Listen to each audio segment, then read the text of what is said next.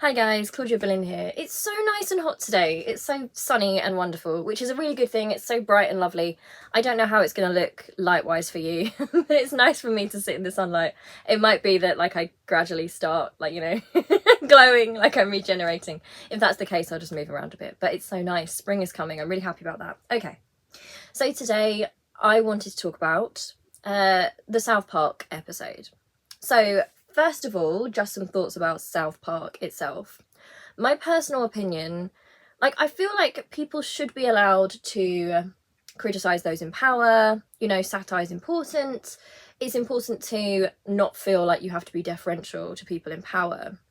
However, I feel like one of the downsides of the fact that our society, allows us to do this, which is important, is that then you get those who use it with a sort of bullying mentality, and those who think it's intelligent, the sort of people who think it's the height of intelligence to just hate everybody. That sort of person who goes, oh, it's so funny because they just roast everyone equally, like nobody's spared. And it's kind of like, is your definition of comedy just unkindness? Is that it? Is that a sign of how smart somebody is? To be honest, I don't think it's intelligent comedy if your comedy relies on that. I definitely think that for a lot of people, being edgy is considered to be this really smart thing. And sometimes it can be, sometimes being edgy can be really smart, but a lot of the time it's just this really infantile, look, we hate everyone, look how smart we are. It's really teenage, and I don't say that to be disrespectful to teenagers because a lot of them are already beyond that. But I think a lot of us did go through that stage when we're teenagers where it's like, oh, I hate everyone equally. Let's just roast everyone and show how smart we are. But then I think a lot of us grew out of that. I think that's the sort of humour. It's like trying to be offensive in place of a joke. It's like you're not able to tell a good joke, so you just try and be as offensive as possible and maybe get like a shock laugh and maybe even appeal to bigots. But that's those are my thoughts on offensive comedy. I'm not saying that all offensive comedy is wrong, but a lot of the time it's not that smart. It's not that smart. And I know South Park in the past, I'm not a watcher of South Park. It's not my sort of comedy. I've seen some South Park, you kind of see it on and stuff, but it's just not for me. I don't think it's that smart. I mean, with The Simpsons, for example, not to go on a tangent, I think that there are I feel like The Simpsons manages to do something, I don't know, in a more, it's not so mean-spirited, if that makes sense. It feels more like emotionally intelligent. I like a bit of heart to comedy, rather than just being as offensive as possible and acting like, oh, that was so funny. Wasn't funny. It was never funny. But I wanted to look at the new Harry and Meghan episode, which they feature in, which of course they're not called Harry and Meghan in the episode. No, they just look exactly like Harry and Meghan. And Meghan is dressed in an outfit that Meghan wore, and Harry is a prince who has written a book. And the reason I wanted to kind of look at this is because, on this channel we talk about smear campaigns and the kind of wider meaning behind what they're doing. So I feel like it would be a waste to kind of look at this simply as a situation of, oh look, they're making fun of some celebrities, which I feel like is the sort of lazy take that some people have on this. Whereas I feel like we need to look at what role this is playing in the conversation, right? Because as we've spoken about here, I believe Harry and Meghan they're currently subject to an attempted global kind of smear campaign and humiliation campaign because they are representative of people who have challenged a system, who have spoken about racism, and who are kind of now serving as these avatars for people who are angry at woke culture and PC gone mad, political correctness gone mad. They've kind of aimed all that onto Harry and Meghan.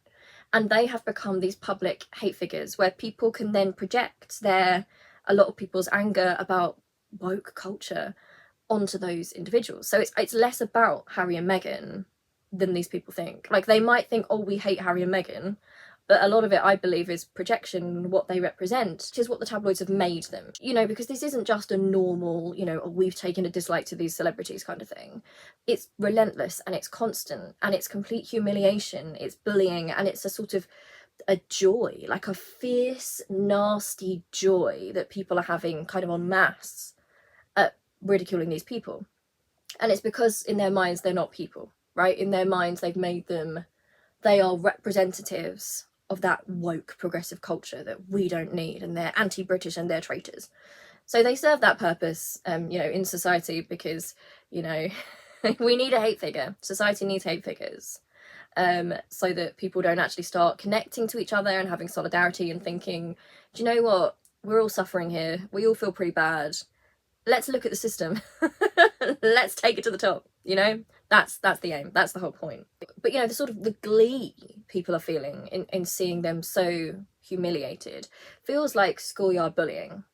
It really feels like that. There is no empathy whatsoever, and it's because they've kind of transcended in people's minds. I think the negative figures that Harry and Meghan have become to these people, they bear so little resemblance to who they actually are, if you read their words or if you see them in interviews even. And I think that is what enables them to be so unkind, you know, and to actually think about them not as human beings and actually want them to be dragged down and just completely humiliated and just made to feel awful. And obviously, you know, South Park, I mean, I don't know that much about South Park at the moment. I know when I was a teenager, some of my friends were kind of not into, but they kind of enjoyed South Park because, you know, go through the edgy teenage stage.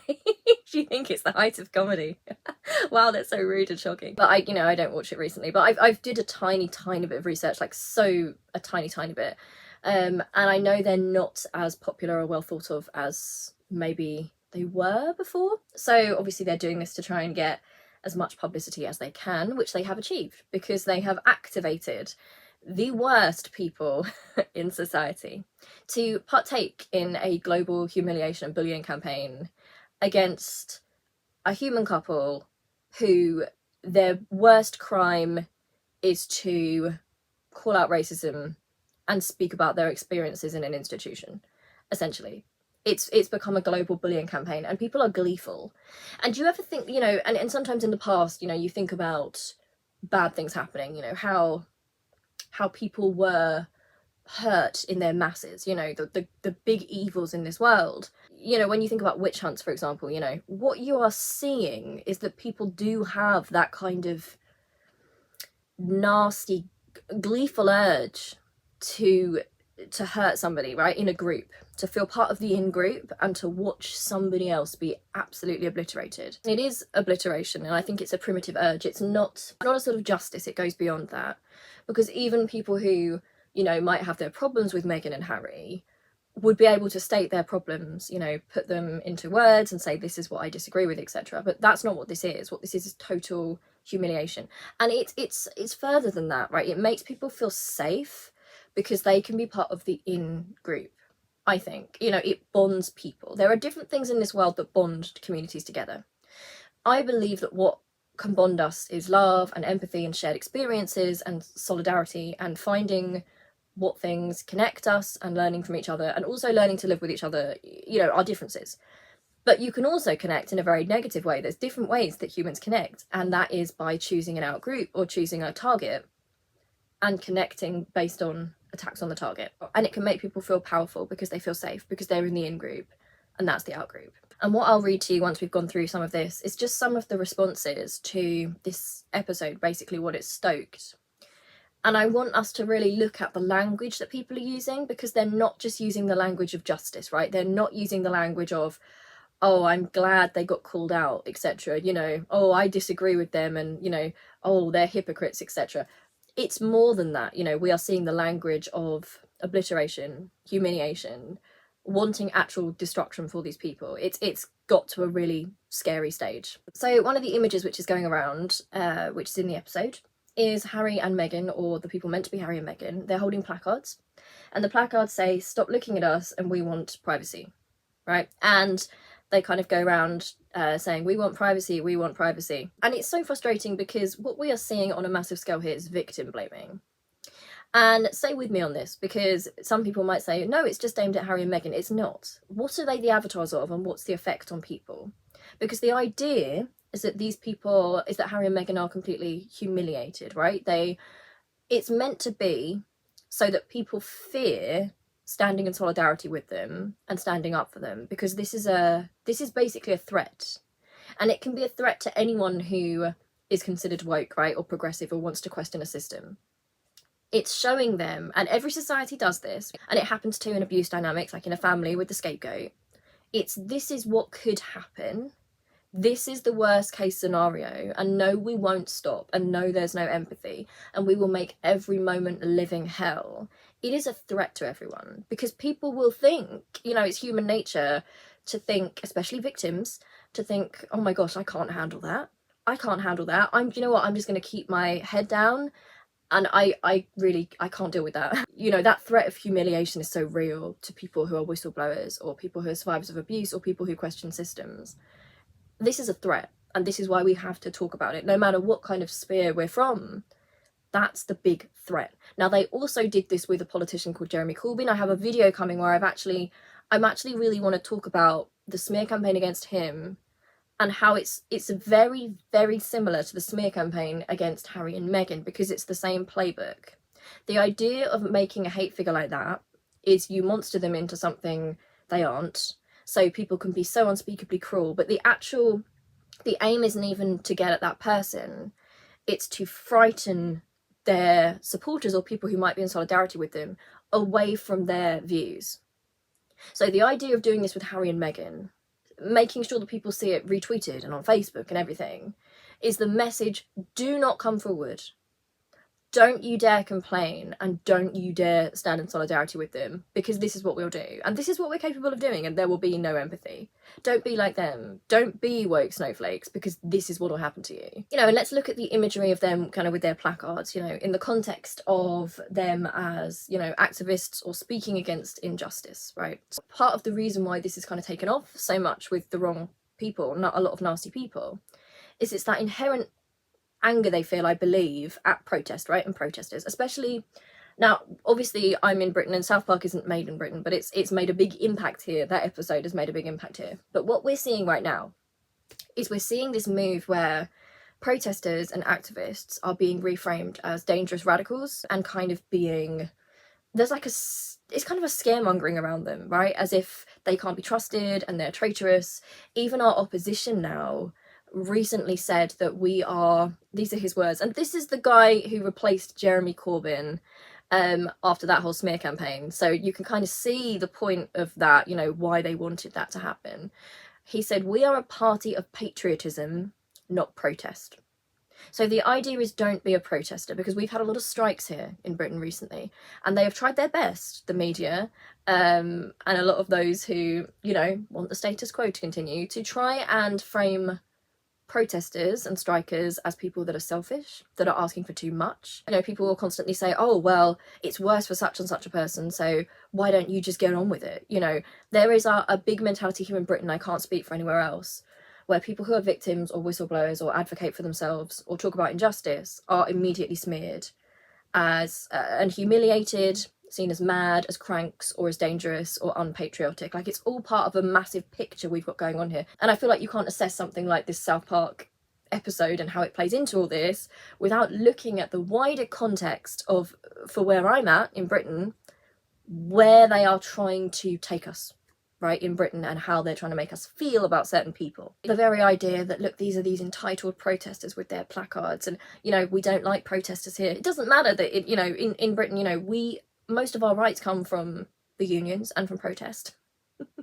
The very same people who, when they were protesting, would have been smeared in the past, that's now how we have our rights, you know, things that we now take for granted. And people don't want to think about the fact that every single movement, you know, if you look at, for example, you look at segregation, or you look at apartheid in South Africa, the people who stood against the injustice at the time were smeared as cranks and making a fuss out of nothing, and they endured that. Their sacrifice of their kind of reputations and putting all that energy into it, you know, their emotions and all that abuse they got, actually ended up changing the world for the better. But then once that happens, it kind of gets rewritten, and the people in power act like it just kind of happened, like it was just a progression over time.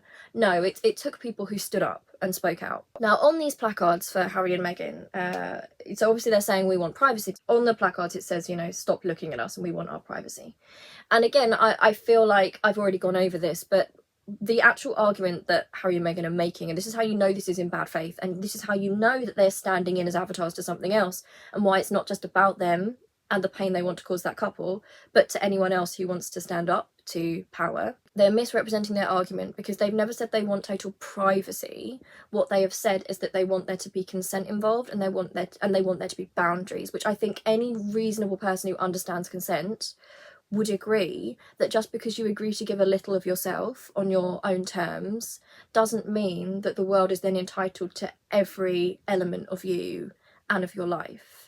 You know, and I still see people in this country saying, when celebrities talk about being stalked, especially women, you know, they'll get stalked by tabloid photographers getting out of cars, you know, trying to photograph them from unflattering angles or trying to see their underwear or something. And some people here will say, oh, that's the price of being a celebrity.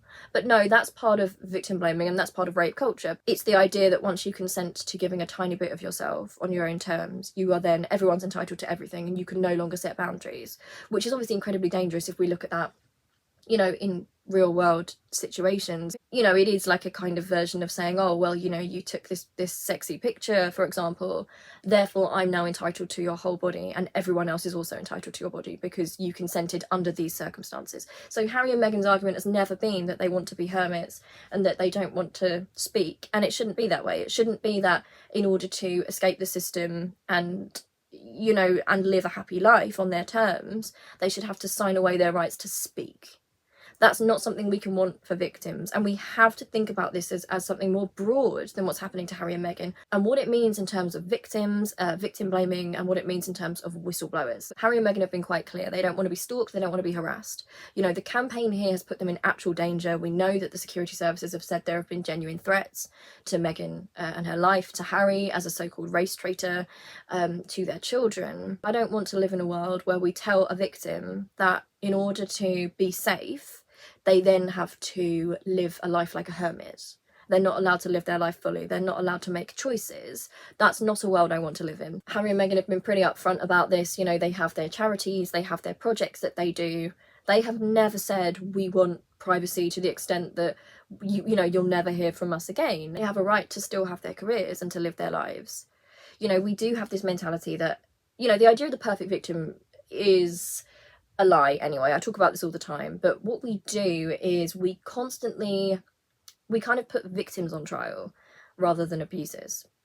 And we kind of have this idea that a perfect victim, if a victim has really been hurt, if they're seriously telling the truth, then surely they'll want to conveniently they'll never want to speak about it again, and they'll just go quietly. No, that's not a world I want to live in.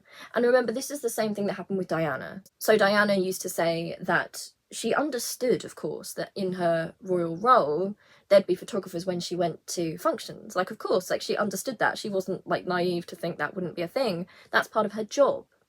But what she didn't want was to be harassed by paparazzi in her personal life, to have her children stalked, to get to a point where she felt completely under siege.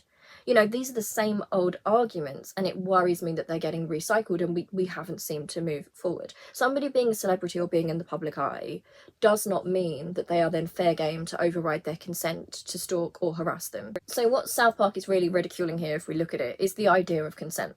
It's the idea that if a victim stands up and they don't go completely quietly and just live like a hermit life, then they're not a real victim and they actually need to shut up. Because it can't have been that bad for them, right? It can't have been that bad. If they want to show their faces in public, it can't have been that bad. You know, and it is especially evil, the idea that, obviously, if you look at this with common sense and empathy, Harry's lived his life in the public eye. So he's grown up as a product, right? As part of a brand himself. His life hasn't been his own life. He's been stalked, he's been harassed. There has been incredible press intrusion. He's seen it destroy his mother and so many other members of his family. And yet now they're turning it around and gaslighting him as if to say, oh, you're a narcissist, you know, oh, you just want all this attention. Nobody cares about you anyway, Harry. I don't know why you're even saying this. Which is ridiculous, because if that's not the case, people have cared for a long time. People stalked that boy when he was a child. They stalked his family. They drove his mother to tears, to a breakdown. They've stalked the whole family. So there's something especially wicked now about acting like, you know, we came from a point of everything was fine. And Harry just wants the spotlight. No, Harry's talking about a life lived, stalked by grown adults since he was a child. Let's be completely clear about that. Right, so they go on a fake talk show in the clip I've seen, and the presenter says, you've had everything handed to you on a plate, but you say your life is hard, and you've written all about it in your new book. Wow. So let's look at this.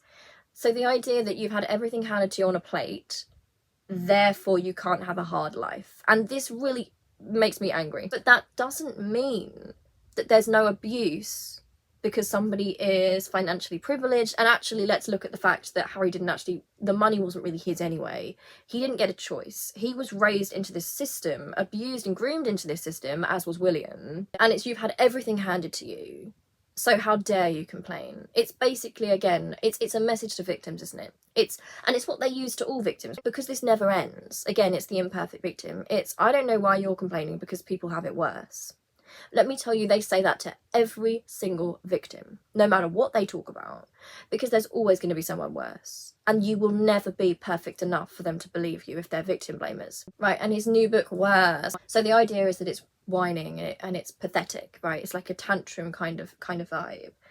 But what we're actually looking at is somebody who was raised as a mascot, who was incredibly emotionally abused, who lived a life that I don't think many of us can even imagine. The idea of being stalked from childhood, being watched by adults, knowing that you don't have your own say in any of that, seeing it destroy members of your family, and also being quite isolated from other people, as well as your family having sort of ultimate power, there being a kind of power structure in the family. So there's nowhere you can really go to get kind of external help beyond them, because everything runs in that hierarchy and you have to know your place within it. You know, there's so many, if you study trauma and abuse and those dynamics, it's not a healthy system for anyone involved. It doesn't matter how financially privileged they are, emotionally it's a very damaging environment, and yet it reduces it to whining, really. And if you read the book, it's not whining, it's self-reflective. You don't have to agree with Harry or what he even writes in the book. This is not a pity party, you know, and that's the idea, isn't it? It's the idea that a victim coming forward just wants pity. They're narcissistic, they want attention, they want pity, they want everyone to feel sorry for them. And don't you know that we don't feel sorry for you? We don't have that extra capacity for you. That's the unkind vibe, isn't it? That's who the joke is aimed at, not just Harry, but anyone who wants to come forward, because those are the things they say to victims, aren't they? Every single time. You're just complaining about nothing, you're acting in a really childish way, you're too emotional, you're making it all about yourself. We gaslight victims with that all the time. Okay, so they also have Meghan cutting in when Harry tries to speak. So they go with the kind of sexist idea that Harry is a puppet and Meghan is in control of him. It's incredibly sexist, especially, like, you know, the way they write Meghan and her voice, etc. Meghan cuts in with, I was like, you should totally write a book because your family's like stupid and so are journalists. It's just ridiculous, and you know it's a bullying mentality because that's not even their argument. I think you should write a book from Meghan as if Meghan made him write the book, because his family's stupid and so are the journalists. And that's not what they've said at all. It's a complete misrepresentation, but it doesn't matter because it's just about mocking them. That's all it is. It's meant to be like a smart gotcha moment, but it doesn't make sense. Maybe it does to certain people. Maybe that's, you know, if you don't think into it, maybe. Don't know. So the presenter says, so you hate journalists? And Harry says, that's right. And then he says, so, and now you wrote a book that reports on the lives of the royal family? Harry says, right. And then the punchline is, so you're a journalist. Which doesn't even make sense. It doesn't even make sense as a joke, you know, and I try and be balanced. I do try and be balanced in these, you know, my biases, but that doesn't even, what does that even mean? Somebody writing a book about their perspective and their life and their experiences, and this is somebody who hasn't just popped up out of nowhere to write their life story, which is fine anyway. This is somebody who's had their life story told and retold since they were a child in the tabloids and by people who are trying to smear them, people who are incorrect, people with agendas.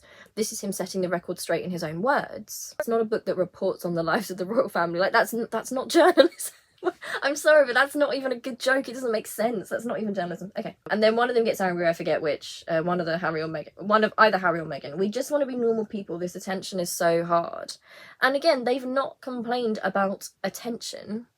You know, they're both in the public eye. What they're talking about is consent. Think about these jokes and this narrative. All it's laughing at is the idea that people can have consent, and that people can decide what they share and what they don't. That's the joke. The joke is that if you want any attention, if you don't want to be a normal person, it means that you've forfeited any consent you might have, and you don't have safety, you don't have protections, you're not a human being anymore. And then the presenter says, isn't it true, sir, that your questionable wife has her own show and hangs out with celebrities and does fashion magazines?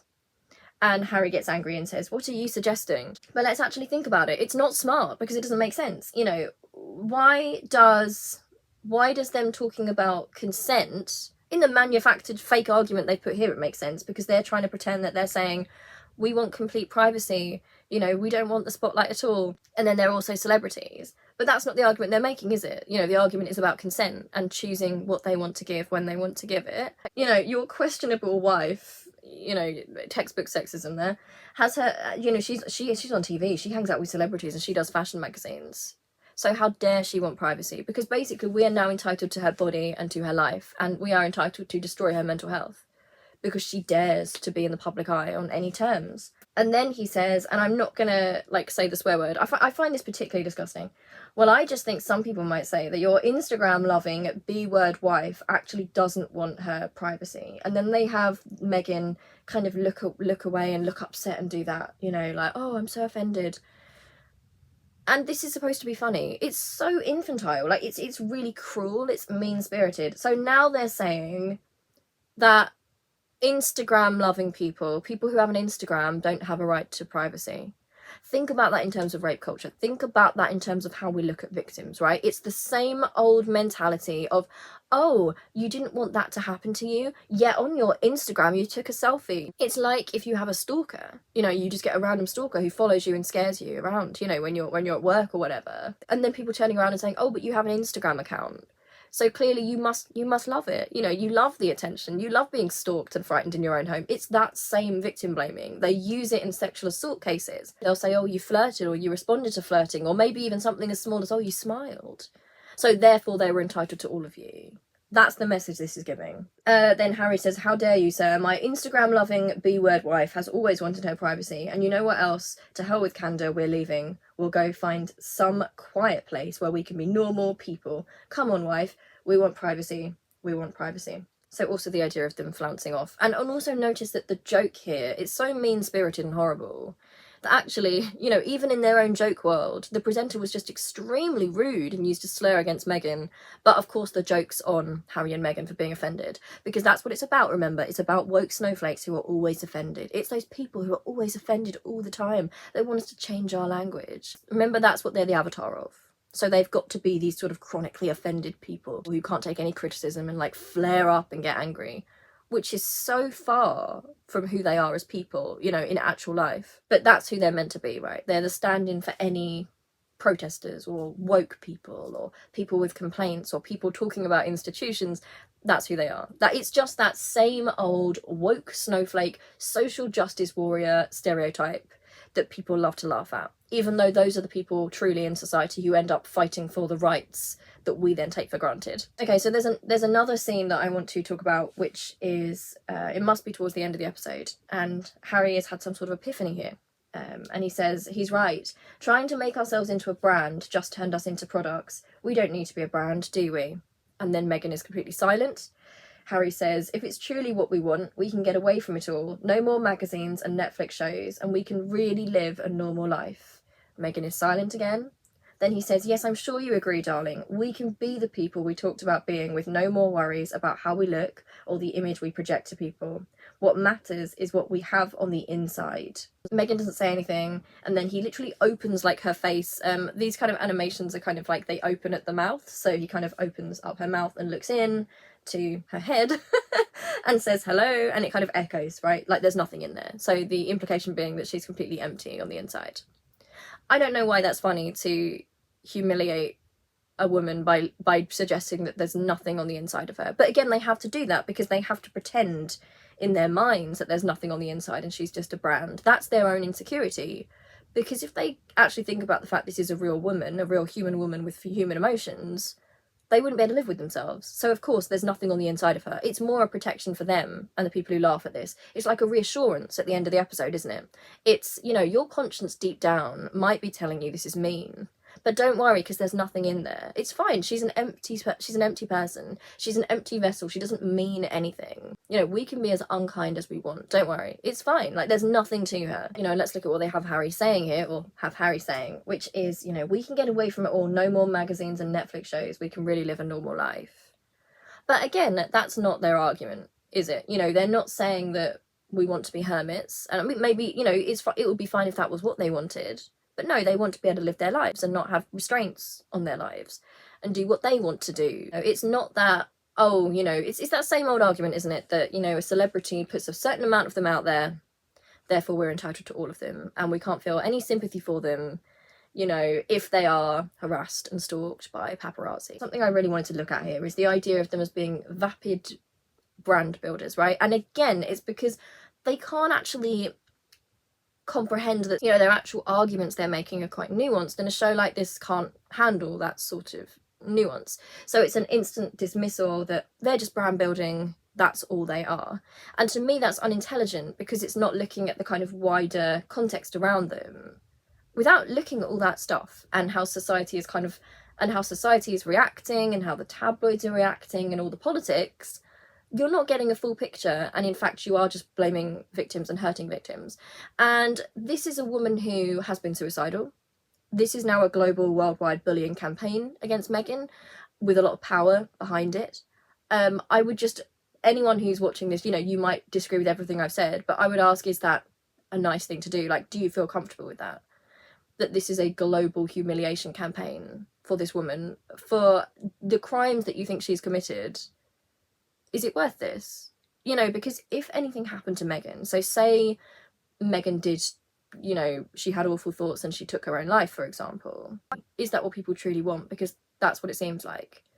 I can't quite believe that people know that she was in that place and are continuing with this so gleefully. You know, it feels to me like they want that to happen. I've got to be honest. It's like they want to make life so completely unlivable for her that she disappears. And again, let's look at that on a wider scale, a political scale.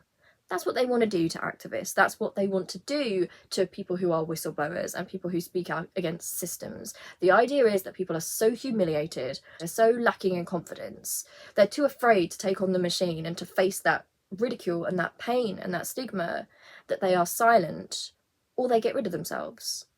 That's all this is for, you know, and that's why it's more than Harry and Meghan, as distressing as it is, and how awful it would simply just be just thinking about Meghan in this situation and what they are doing and what they're implying about her. You know, this victim of theirs who they've signalled is completely empty anyway, you know, so we can be as evil as we want. She's not a human being. She's not a human being to us. That's what it is. They've completely dehumanised her. That's what the sketch does. But yeah, before we go, I just want to look at a couple of tweets that people made about this. So it's really doing what it set out to do, right? To really scare whistleblowers and people who are so-called woke. So Piers Morgan himself tweeted, "The South Park rinsing of Meghan and Harry is lethally brilliant. Suspect this is how Americans now feel about them." Now look at that, lethally brilliant. So someone else said, "The fact that Meghan and Harry are going after South Park, an American show that roasts everybody, tells you everything you need to know about them. South Park hurt their little feelings and now they want blood. Please go back to England and leave us alone. Hashtag dumb prince, stupid wife." Think about that in terms of oppression dynamics, because that's what they say to activists, right? They will say to people who are oppressed, but you don't have it as bad as someone else. So, you know, like, stop complaining. It's like, oh, did we hurt your little feelings? We don't care. We actually enjoy hurting your little feelings. It's this horrible bullying campaign that I think it's scary to see grown adults engage in it. Someone suggests here, if Harry and Meghan attend the coronation, instead of booing them, everyone should hold up signs with their South Park caricatures. So it's part of a campaign of humiliation and bullying against the couple. It's to try and get more people to take part. Okay, someone says here, "The world's two biggest snowflakes now declaring woke war on South Park. There is no end to the whining victim mentality of Harry and Meghan, while they viciously attack the royal family at every opportunity." And this encapsulates exactly what I've been saying. I'm glad I found this one. Because the world's two biggest snowflakes, because that's what they're meant to be. They are snowflakes. And everyone who questions systems, who speaks out against inequality, to these people are snowflakes, and they are declaring woke war, and they're whining, and they have a victim mentality. Do you see how this ties into right-wing politics and the status quo? Like, it's so obvious. The wheels are falling off Meghan and Harry Markle's wagon. Apparently Harry phoned up South Park to get the programme cancelled. They refused to take his call. So not thinking about the fact that this is a man who knows that his wife was suicidal, was petrified of losing her, she's a mother to 2 children, and they seem to be loving the fact that Harry called up to say, please don't do this to her, but they didn't listen. You know, they're all enjoying it. I would be interested to know, obviously I don't want anything to happen to Meghan, but if something did happen to Meghan, I wonder what these people would do. I mean, I don't I wonder if she's been so dehumanized now by these people that they wouldn't even care. You know, it's really scary to think about. I just wonder, because they don't see her as human. I'm loving the fact that now global media has picked up on how disgusting Harry and Meghan are. The narrative that it is the awful British press only is a failure. The British press really has won. They retweeted an Express article which says Meghan and Harry, South Park ripping, in quotation marks, cruel and funny. Cruel and funny, I don't really think those things should really come in the same. I don't think cruelty is funny, honestly, but then I think a lot of us are more emotionally mature than that. Unfortunately, a lot of people grow up and they don't grow out of that phase. They think that cruelty is funny, and that's the only humour they can laugh at. You know, the global media has picked up on how disgusting they are. You know, it's treating them like cockroaches, right? It's treating them like they're less than human, like they're cockroaches, like there's some sort of plague that has to be wiped out. You know, I don't know how the South Park episode has signified the British press really has won. But that's what it is. It's a bullying campaign. They're like, oh look, you know, we're justified. We've won against these awful, inhuman, nasty woke snowflakes. Hooray! Someone says, check out today's New York Post article. The adult animated TV show South Park mocks cartoon lookalikes for Meghan and Harry and their worldwide privacy tour. You gotta love it, with an emoji. And the thing he's posted here is South Park skewers Harry and Meghan. Think about the wording, skewers Harry and Meghan. Do they really think South Park and the Comedy Central would have aired the episode if they hadn't checked the legal ramifications? Harry and Meghan just have to accept they're a laughingstock globally. There is something so evil in this. What have they done that's so bad, that's deserving of this to be a worldwide laughingstock?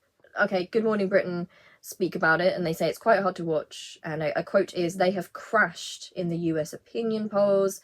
Prince Harry and Meghan have been mocked in a new South Park episode for wanting privacy. The episode shows the royal couple embarking on a worldwide privacy tour. So, you know, Good Morning Britain has been part of the kind of Meghan hatred for a while anyway. But it's almost gleeful the way this is written, isn't it? You know, they've crashed in the opinion polls. I do think for good measure, we should all commit to posting pictures and videos from the excellent South Park episode exposing Prince Harry and Meghan Markle.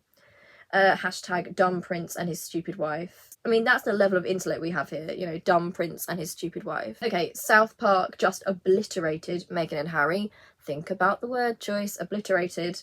Confession, I had never seen a South Park episode, but my wife insisted I watch the highlights of this one. Absolutely brilliant representation of the blatant and obvious hypocrisy of the victim grift of Meghan and Harry and their worldwide privacy tour. Victim grift. Think about that when we think of the situation we're in politically right now. Victim grift is what they're going to say. You know, it's like saying someone's playing the race card. It's basically accusing people who come forward about mistreatment of just being grifters, right? That's the message behind this. It's making it okay through doing this on such a public scale for people to do this in their actual lives. Prince Harry and Meghan Markle are considering legal action over South Park hurtful parody of them. I will support them if they do, as it will provide further material for the South Park creators to rip into them again. Think about the violent word choice here. And I'm not saying it's literal, you know, I'm not saying they literally want them ripped into. But the violence and the dehumanization of the language towards this couple is so disproportionate because they've made them, they're not human anymore to these people. They have successfully made them into avatars of wokeness, which is, you know, the war of wokeness. They are the enemy. They are traitorous. They are enemies of society. They have to be obliterated. And then dragged by South Park and removed from a QCT website in the same week. Harry must be so proud of the incredible woman he's married. Hashtag dumb prince and his stupid wife. And again, it's aimed at Meghan. It's basically saying that he shouldn't be proud of Meghan. You know, oh wow, she's brought this on him. He must be so proud of the incredible woman he married. Suddenly she stops being incredible in his eyes, apparently, because South Park make an unfunny and not very intelligent cartoon, apparently. And let's just look at an article on the Mail Online. I'm not going to go into it. With their popularity plummeting in America, the Sussexes weren't just lampooned by South Park satire, they were harpooned. Okay, so this is the sort of language, and I do believe it incites people to violence. I do. I think over a period of time, Meghan has said herself, they are making people want to kill her. They are making it okay. Now, what will happen if at some point someone takes it upon themselves to act? Will these people be able to reflect on their language and what they've done here? I don't think they will be able to. Anyway, thank you for watching this long video. I hope it was helpful in some way. You can tip me at my PayPal if you would like. The link is in the description box. Let me know if there's anything you want me to cover. You can let me know, like link me on Twitter or something. All the links are in the description box for like different ways to contact me, so you can do that. Yeah, to anyone who's finding this very difficult and triggering to watch, this kind of smearing and bullying of somebody because they stood up against somebody powerful or a powerful institution, I'm so sorry that it's so triggering, but you're not on your own. And there are a lot of nasty people in this world, but I honestly believe there's more good than there is bad. It's just that I don't think people are so loud sometimes. I think compassion is more quiet and empathy is more quiet, but it does exist. Like, there's a lot of it out there. So don't be fooled because they want you to think that everyone thinks this because it's so loud. No, it's just that unpleasant people are louder. That's what it is. And they feel emboldened in their bullying. But do not let it silence you and do not let it frighten you. I'm with you all the way. All right, I love you loads and I'll see you really soon. It's so hot in here. It's really hot. All right, love you. Bye.